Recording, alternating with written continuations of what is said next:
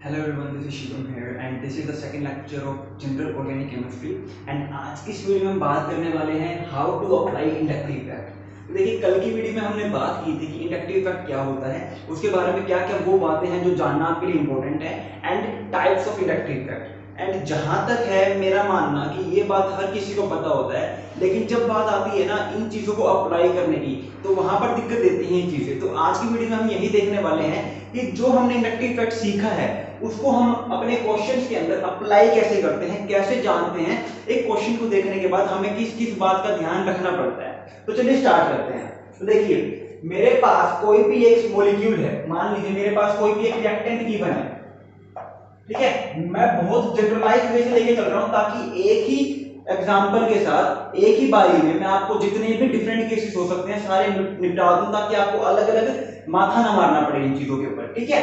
मान लीजिए मेरे पास कोई भी रिएक्टेंट गिवन है। अब मेरे पास जो रिएक्टेंट गिवन है वो दो ही हो सकते हैं, दो ही डिफरेंट टाइप के रिएक्टेंट हो सकते हैं। या तो वो रिएक्टेंट क्या होगा, इलेक्ट्रॉन डेफिशिएंट होगा, या तो वो जो रिएक्टेंट है वो कैसा होगा, इलेक्ट्रॉन डेफिशिएंट, या फिर वो रिएक्टेंट जो गिवन है वो कैसा होगा मेरे पास, इलेक्ट्रॉन रिच। यही दो केस बन सकते हैं, इसके अलावा तो कोई केस मेरे पास बन नहीं सकता।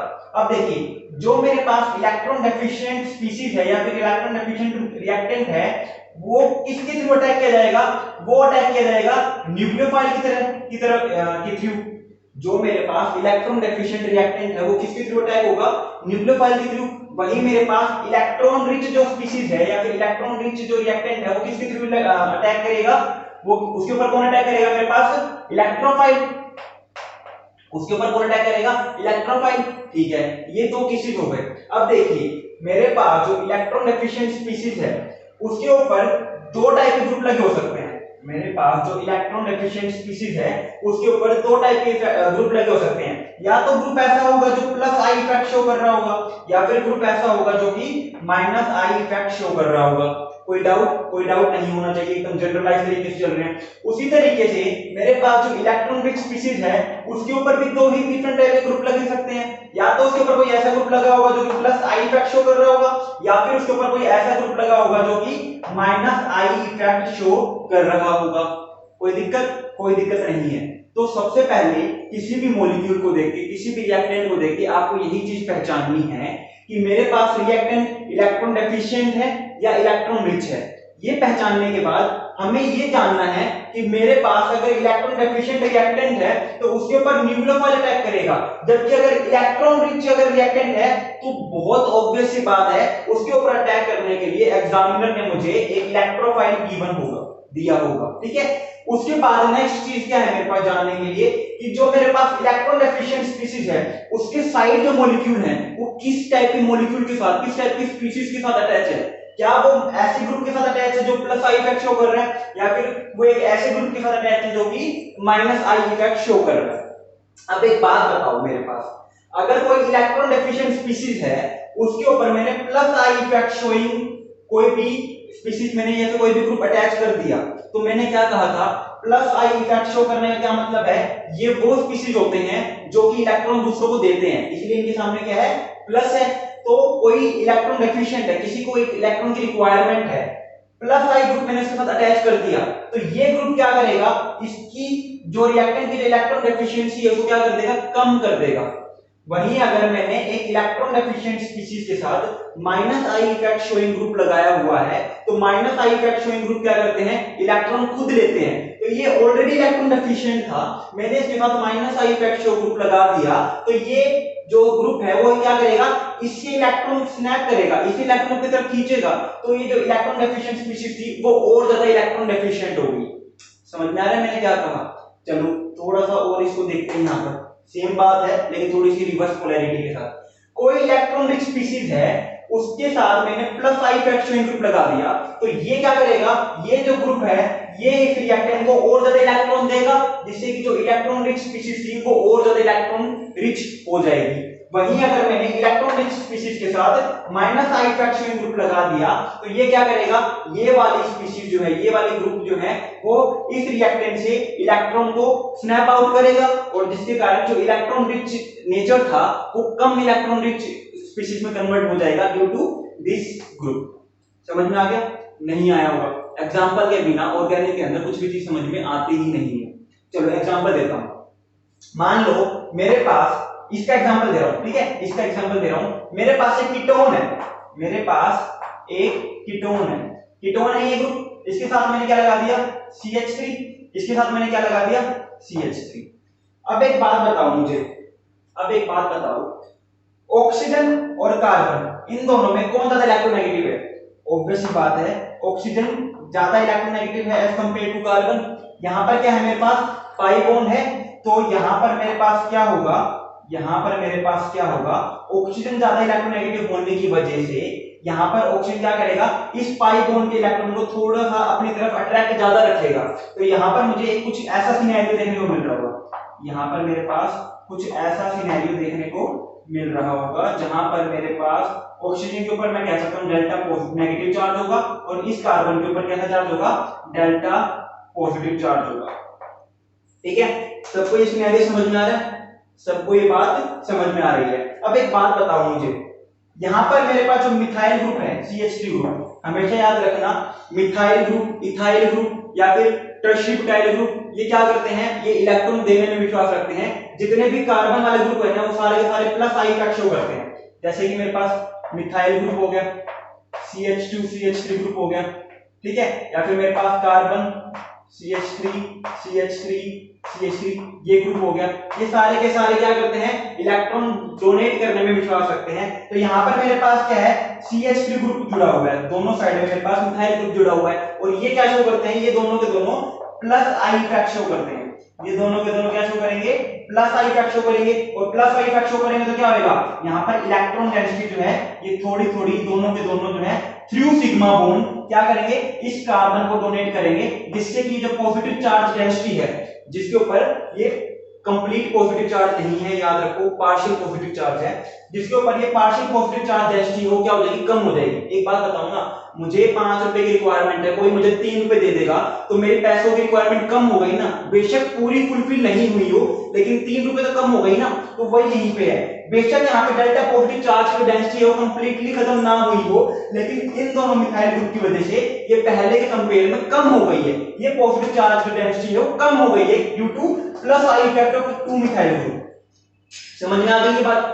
वही मैंने यहाँ पर क्या किया, अगर मैं इसके अंदर एग्जांपल लूं तो मेरे पास सेम एक कीटोन है, मेरे पास सेम एक कीटोन लगा हुआ है, लेकिन अब की बात यहाँ पर मेरे पास क्या है, एक CH3 ग्रुप है जस्ट लाइक प्रीवियस एग्जांपल, और यहाँ पर मैंने अब की बार क्या किया, एक फ्लोरीन एटम को अटैच कर दिया। मैंने अब की बार क्या किया, एक फ्लोरीन एटम को अटैच कर दिया। अब यहाँ पर क्या होगा, यहाँ पर दोबारा ऑक्सीजन ज्यादा इलेक्ट्रोनेगेटिव होगा, ऑक्सीजन ज्यादा इलेक्ट्रोनेगेटिव होगा।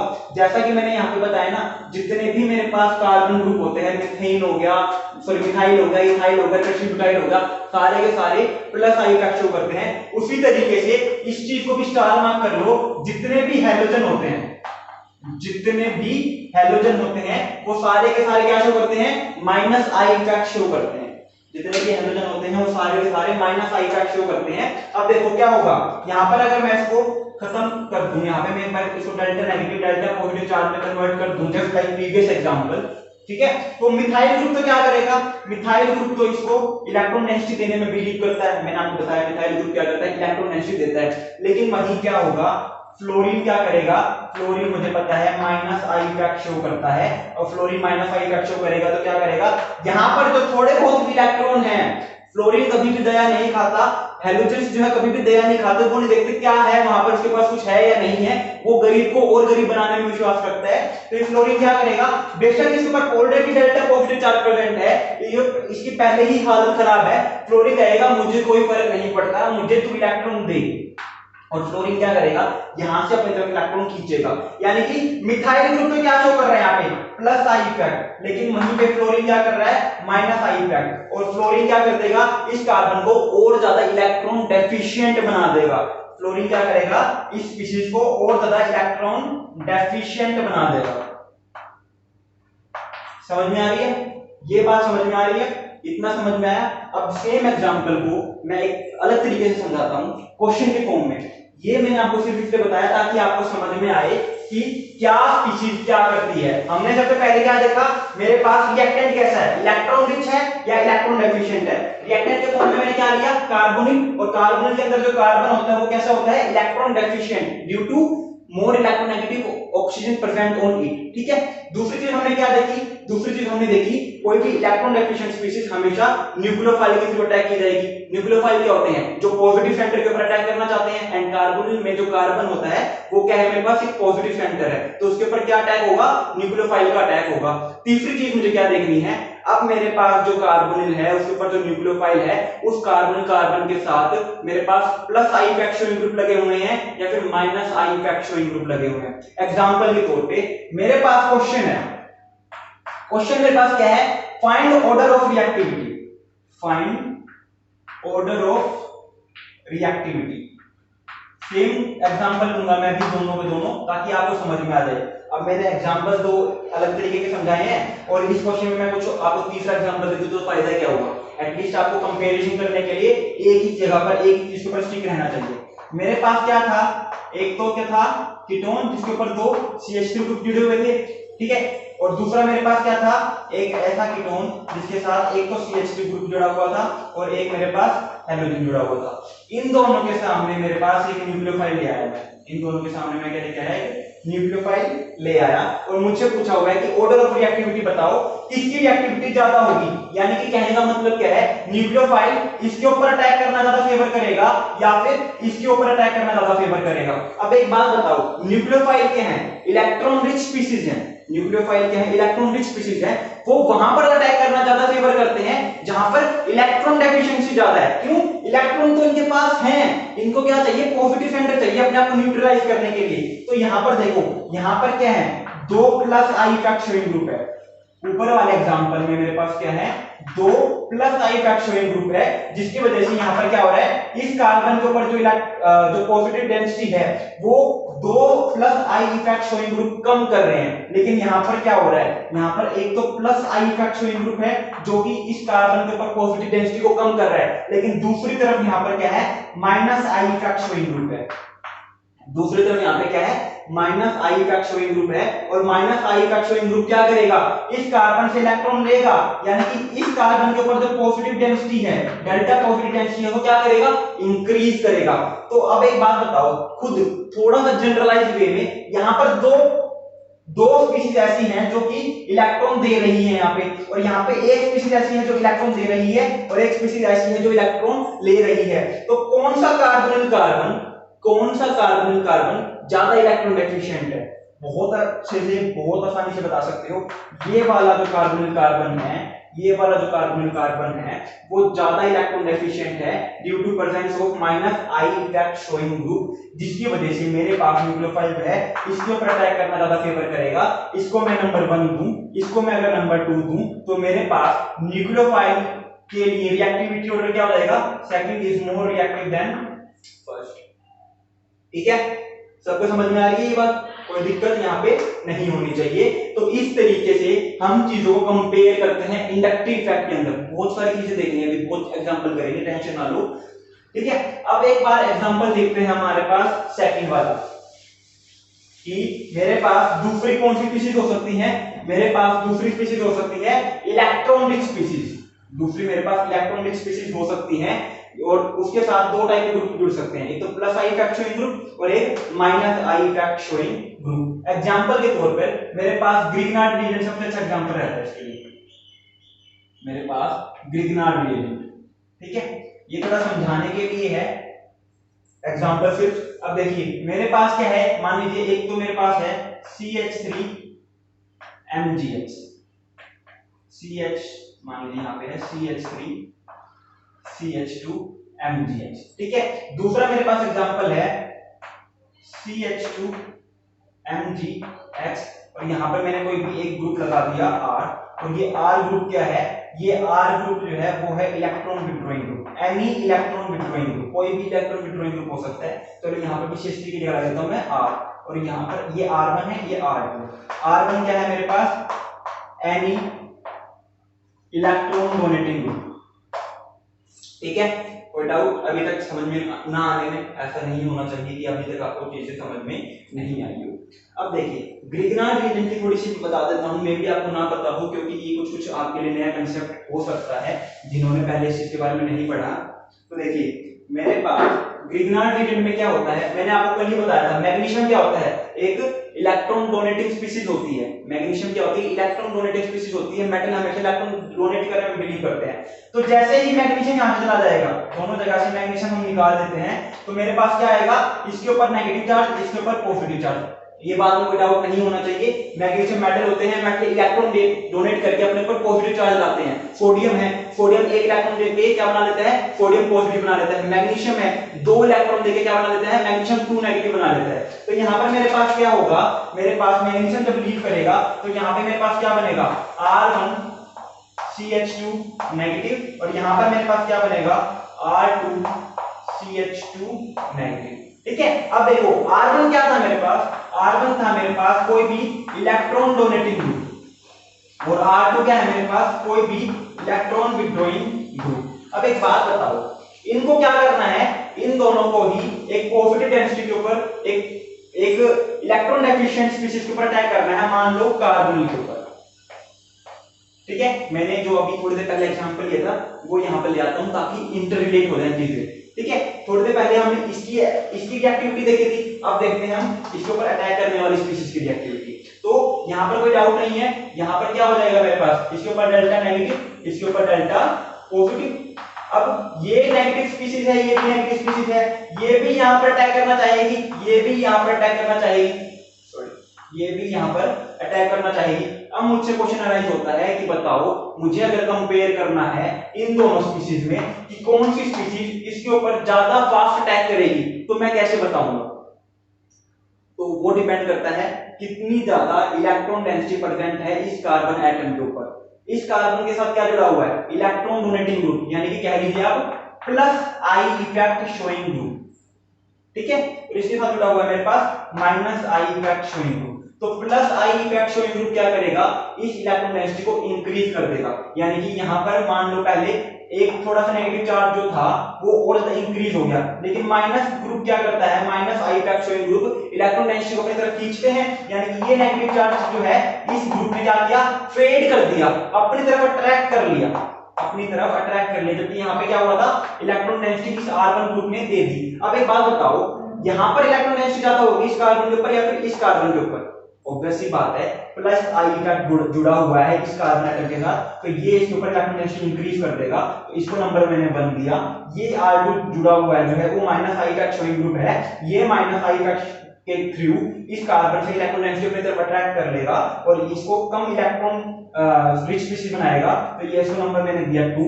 तो ऑब्वियस ही बात है फर्स्ट का अटैक जो है वो ज्यादा फेवरेबल होगा सेकंड के कंपेयर में। ये वाली जो स्पीशीज है, ये वाली जो स्पीशीज है वो ज्यादा फास्ट तरीके से अटैक करेगी, ज्यादा फास्टली अटैक करेगी इस स्पीशीज के ऊपर रेदर देन दिस।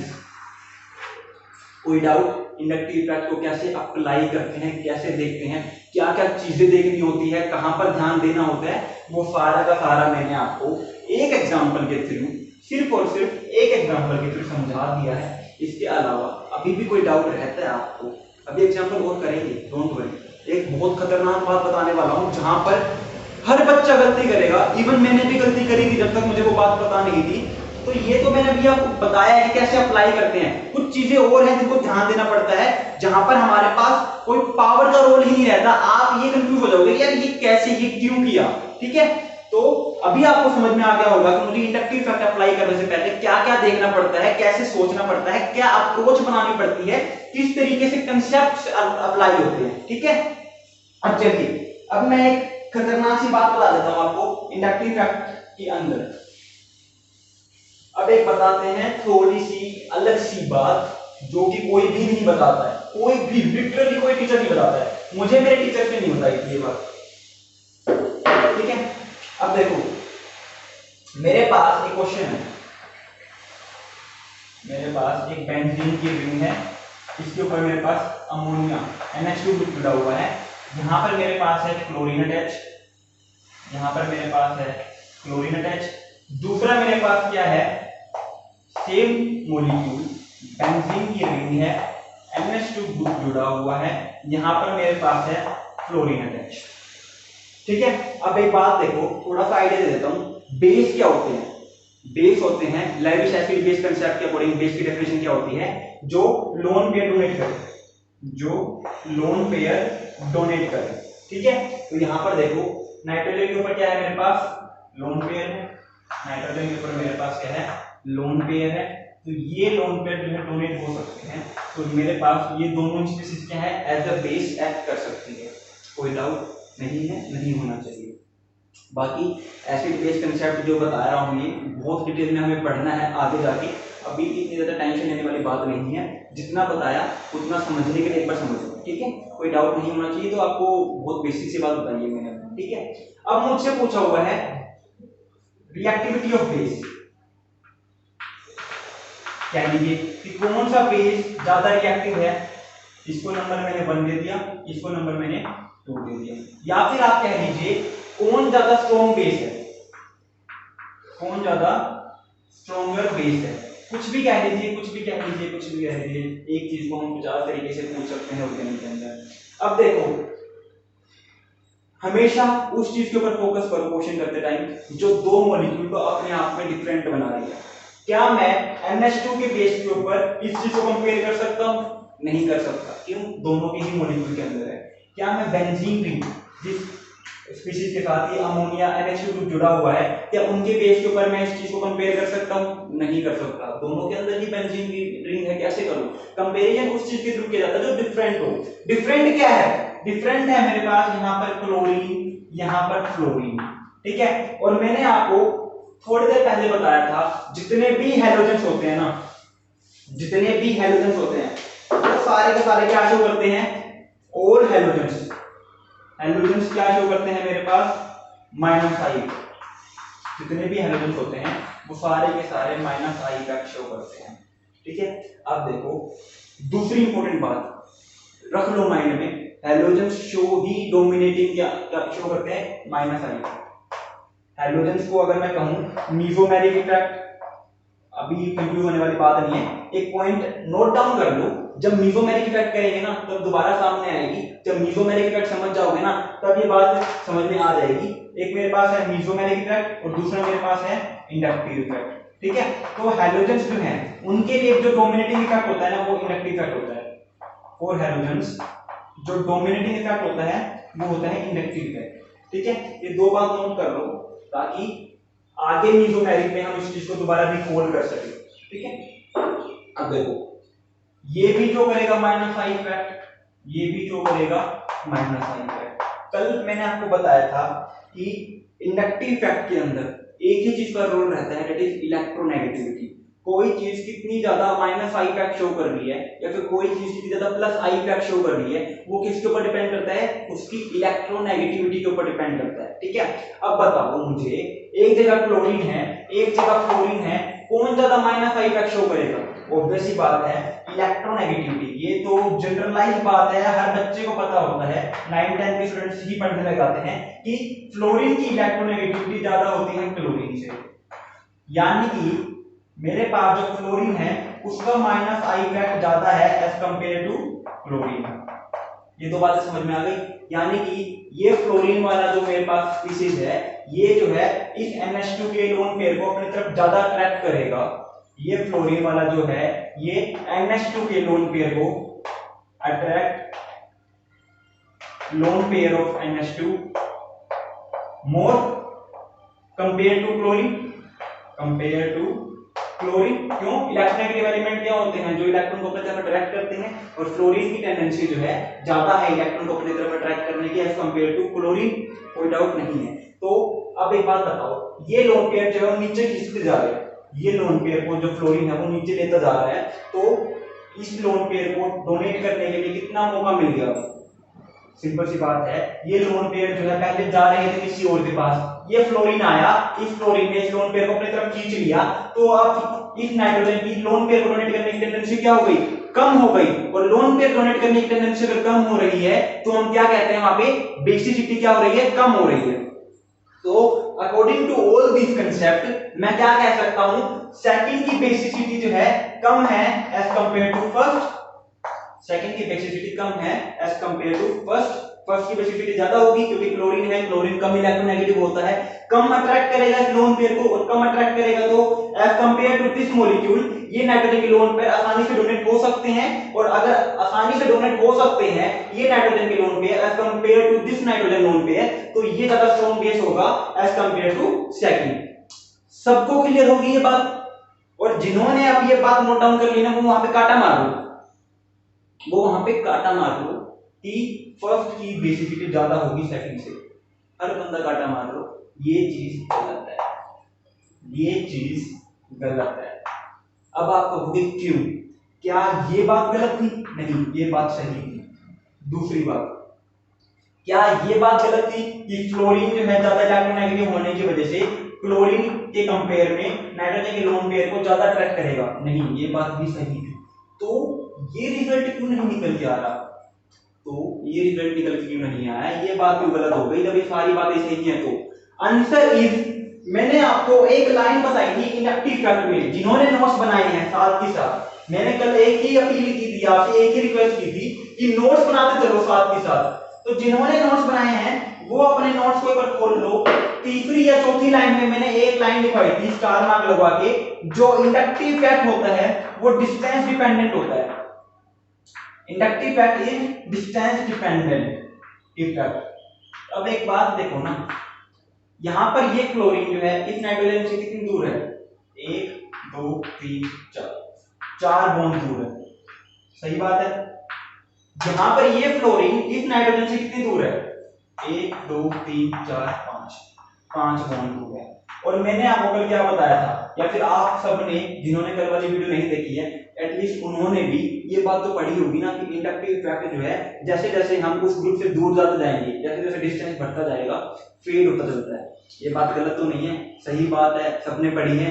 अप्लाई कौन करेगा? इसी चीज को तो अप्लाई करना कहते हैं। अब एक बात बताओ ना, ये क्लोरीन पास है इस नाइट्रोजन से, ये क्लोरीन दूर है इस नाइट्रोजन से, तो इररिस्पेक्टिव ऑफ दिस कि फ्लोरीन की इलेक्ट्रोनेगेटिविटी ज्यादा होती है क्लोरीन से, इररिस्पेक्टिव ऑफ दिस कि मेरे पास जो फ्लोरीन है वो ज्यादा इलेक्ट्रॉन अट्रैक्ट करेगा एज कंपेयर टू क्लोरीन, मेरे पास यहां पर क्लोरीन का माइनस आई इफेक्ट, क्लोरीन का माइनस आई इफेक्ट ज्यादा है कंपेयर टू फ्लोरीन। क्यों? क्योंकि क्लोरीन मेरे पास ज्यादा पास है। इंडक्टिव इफेक्ट डिस्टेंस डिपेंडेंट है, जितना ज्यादा दूर चले जाओगे उतनी ज्यादा आपकी इंडक्टिव इफेक्ट जो है कम होती चली जाएगी। तो यहां पर मेरे पास पावर, इलेक्ट्रोनेगेटिविटी क्या है? इलेक्ट्रॉन को अट्रैक्ट करने की पावर ही तो है। तो यहां पर पावर इतनी ज्यादा मायने नहीं रखती जितना ज्यादा डिस्टेंस मायने रखता है। तो ये अब डिपेंड नहीं, इस चीज के ऊपर नहीं करेगा कि क्लोरीन की इलेक्ट्रोनेगेटिविटी कम होती है कंपेयर टू क्लोरीन। ये इस चीज के ऊपर डिपेंड करेगा कि क्लोरीन जो है वो ज्यादा पास है इस नाइट्रोजन से, जिसकी वजह से क्लोरीन जो है वो नाइट्रोजन के लोन पेयर को ज्यादा अट्रैक्ट करेगा, फ्लोरीन जो है वो नाइट्रोजन के लोन पेयर को कम अट्रैक्ट करेगा। क्यों? क्योंकि दूर है। तो बेसिसिटी का ऑर्डर क्या हो जाएगा? बेसिसिटी का ऑर्डर हो जाएगा सेकंड जो है वो ज्यादा बेसिक है कंपेयर टू फर्स्ट। इसको चांस लाइन लगा लो, बहुत इंपॉर्टेंट एग्जांपल है। अब एक एग्जांपल और बता दिया, क्वेश्चन अराइज होता है कि सर अब हम कब तक इस चीज को देखेंगे कि मेरे पास डिस्टेंस कितना दूर है, कब कब ये चीज वैलिड हो जाएगी, कब कब हम ये रूल लगाएंगे, कब कब हम पावर से ज्यादा हम फोकस करेंगे डिस्टेंस के ऊपर, ठीक है।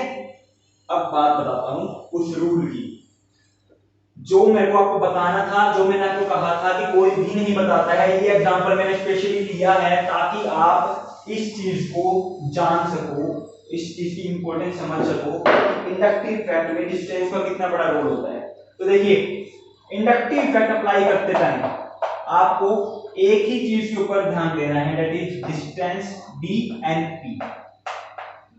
डी से डिस्टेंस, एन से नंबर और पी से पावर, ठीक है। ये एक सदाबहार रूल है इंडक्टिव फैक्ट के लिए। और ये कह दो कि इंडक्टिव फैक्ट के लिए अगर आपको अप्लाई करना सीखना है, अगर आपको चीजों का भी पता है लेकिन इस रूल का नहीं पता, इसको तो चांद सितारा लगा लो जितना हो सकता है।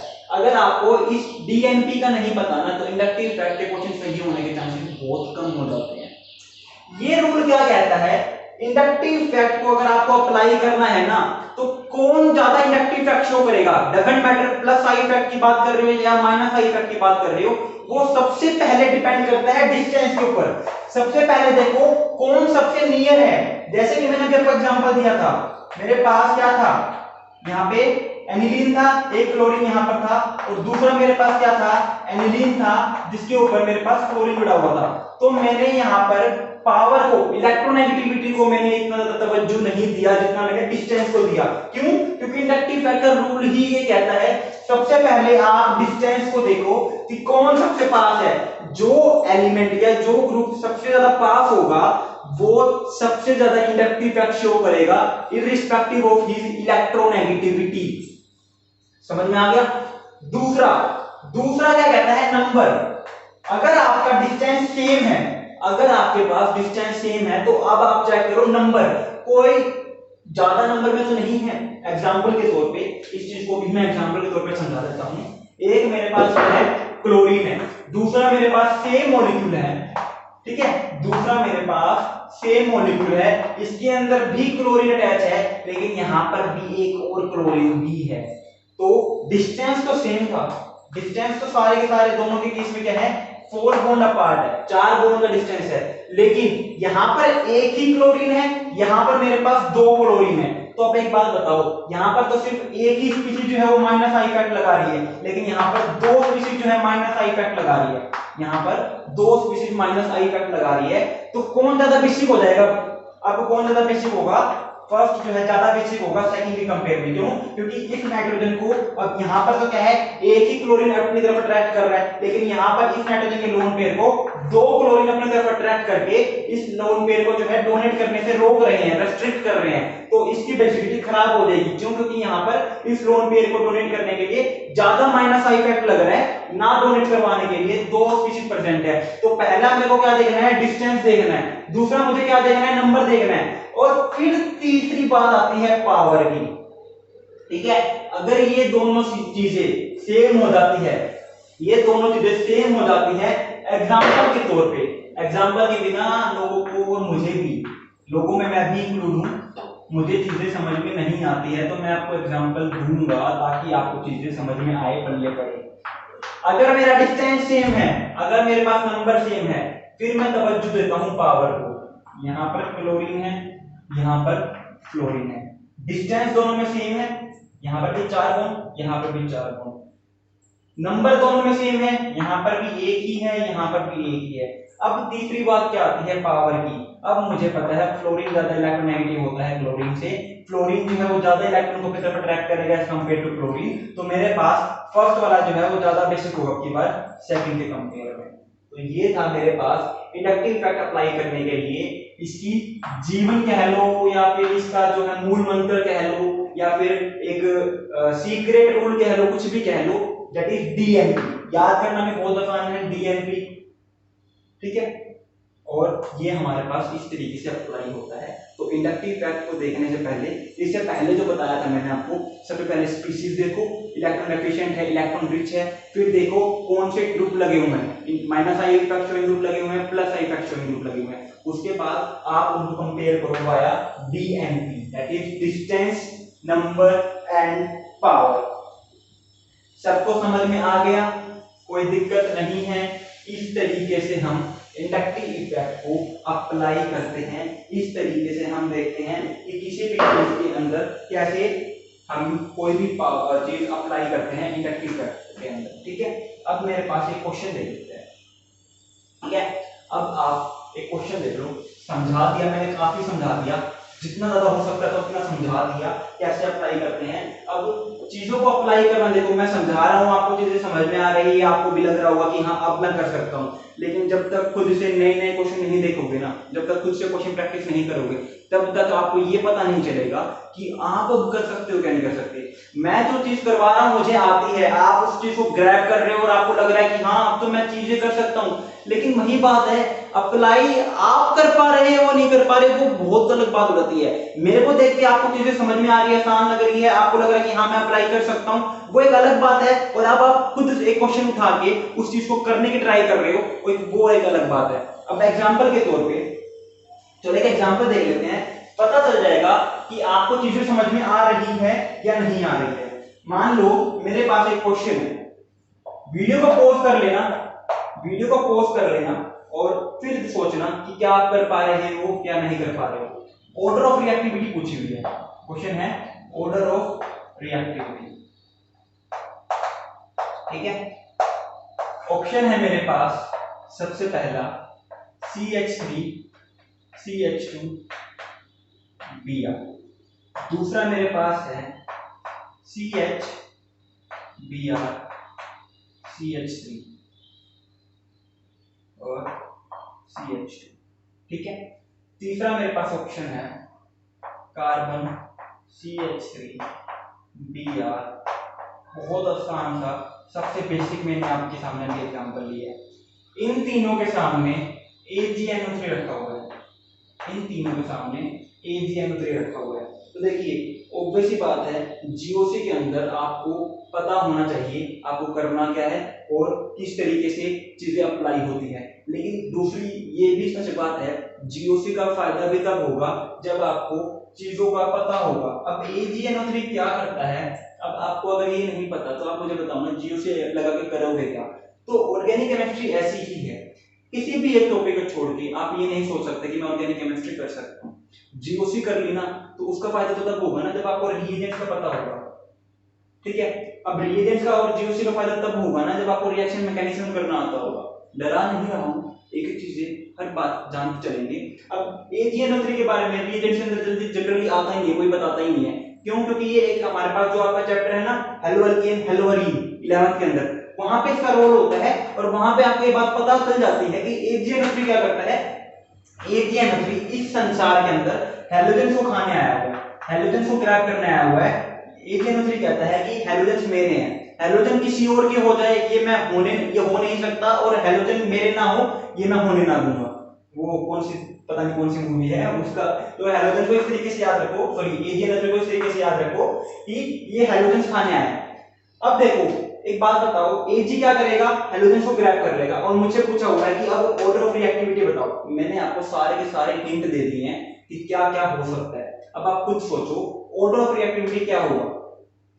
फर्स्ट सेकंड थर्ड तीन ऑप्शन है मेरे पास। सबसे पहले सबसे फास्ट कौन रिएक्ट करेगा, सेकंड फास्ट कौन होगा और थर्ड फास्ट कौन होगा। वीडियो को पॉज कर लो, खुद सोचो, मैं अभी कर रहा हूं ताकि मेरी वीडियो तो क्योंकि चली गई है ना, लाइव तो है नहीं हम। देखो जैसे ही AgNO3 हैलोजन को निकाल लेगा, ये निकाल लेगा, ये निकाल लेगा, ये निकाल लेगा। और मैंने आपको बताया था हमेशा CX X बॉन्ड क्या होता है मेरे पास, मान लीजिए X क्या है मेरे पास हैलोजन है, तो हैलोजन हमेशा नेगेटिव चार्ज देते हैं, कार्बन के ऊपर हमेशा पॉजिटिव चार्ज रहता है। तो जैसे ही हैलोजन निकलेगा यहाँ पर क्या बन जाएगा मेरे पास CH3 CH2 पॉजिटिव, नीचे क्या बनेगा CH2, नीचे क्या बनेगा मेरे पास सॉरी CH3 CH3 पॉजिटिव, और सबसे नीचे क्या बनेगा मेरे पास carbon CH3 CH3 CH3 positive. ये तीन चीजें मेरे पास बन जाएंगी, कोई डाउट नहीं होना चाहिए। अब उसके बाद क्या होगा, अब देखो मेरे पास तीनों के तीनों कार्बन क्या है, पॉजिटिव चार्ज प्रेजेंट है, यानी कि तीनों ही कार्बन मेरे पास क्या है, इलेक्ट्रॉन डेफिशिएंट है। तीनों ही कार्बन मेरे पास क्या है, इलेक्ट्रॉन डेफिशिएंट है। अब मैंने आपको कहा था कोई भी स्पीशीज क्या होना चाहती है, न्यूट्रल होना चाहती है। कोई भी चार्ज स्पीशीज कभी भी स्टेबल नहीं हो सकती है, वो चाहती है किसी भी तरीके से वो अपने आप को स्टेबल कर ले। स्टेबल करने के लिए उसको अपने आप को न्यूट्रल बनाना पड़ेगा। एक ये रूल है, इसको माइंड में रखो। कोई भी चार्ज स्पीशीज चाहती है कि वो अपना चार्ज खत्म करके न्यूट्रल बन जाए, ताकि वो दुनिया में सबसे ज्यादा स्टेबल या फिर अपनी कंडीशन में सबसे ज्यादा स्टेबल हो सके। पॉजिटिव चार्ज है तीनों के ऊपर, तो ये किस तरीके से स्टेबल हो सकती है, जब इनको कहीं से इलेक्ट्रॉन मिल जाए। क्यों?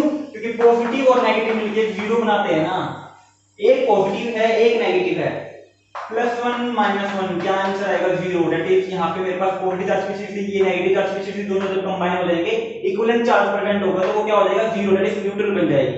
तो ये पॉजिटिव चार्ज क्या चाहते हैं कि कहीं से कोई इलेक्ट्रॉन मिल जाए, और इलेक्ट्रॉन मिलते ही वो क्या हो जाएंगे, स्टेबल हो जाएंगे। तो देखो methyl methyl methyl methyl methyl हर जगह मिथाइल ग्रुप है, तो यानी कि ये मैंने कहा था जितने भी कार्बन होते हैं मिथाइल ग्रुप टर्शियल ग्रुप जितने भी होती हैं स्पीशीज सारे के सारे प्लस आई इफेक्ट शो करती है। तो यहाँ पर मेरे पास एक स्पीशीज प्रेजेंट है जो प्लस आई इफेक्ट शो करेगी, यहाँ पर मेरे पास दो स्पीशीज ऐसी हैं जो प्लस आई इफेक्ट शो करती है, यहाँ पर मेरे पास तीन स्पीशीज ऐसी हैं जो प्लस आई इफेक्ट शो करेगी।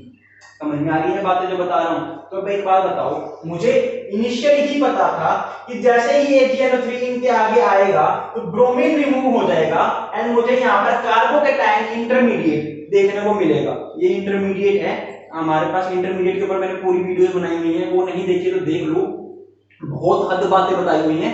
प्लेलिस्ट का लिंक मैं डिस्क्रिप्शन बॉक्स में डाल दूंगा ताकि आप वहां पे जाके डायरेक्टली चेकआउट कर सको।